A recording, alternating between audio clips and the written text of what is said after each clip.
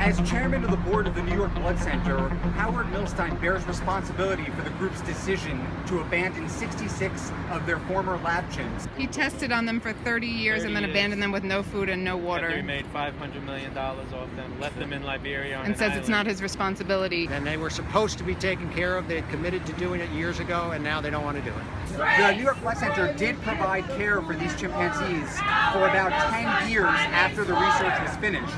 And then they changed their mind.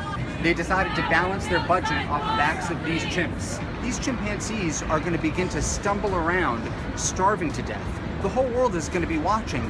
What is the New York Blood Center going to tell the public? Can you imagine their agony, man?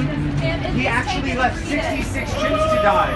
I know you're angry at the doorman. It's not his fault. Chimps, please see why we're here. Do the right Can thing you and imagine their say agony? something to Howard Milstein.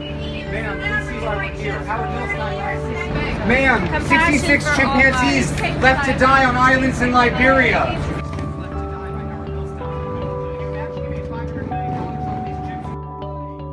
Starvation is so painful. It's such an awful way to go. All they have to do is reinstate the funding and we'll be gone. People in this neighborhood are starting to pay attention.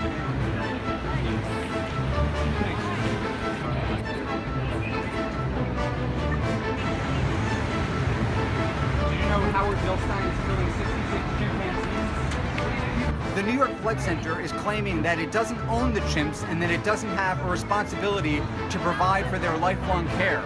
If not them, then who? They're the ones who kidnapped these chimpanzees from the wild, experimented on them for 30 years, held them captive against their will, made them completely dependent on humans for sustenance, moved them to islands with no natural food and water, and promised to provide them with care. One hunter shot a lion in Zimbabwe and the whole world is outraged. Imagine how the public will react when they find out that you are killing 66 chimpanzees.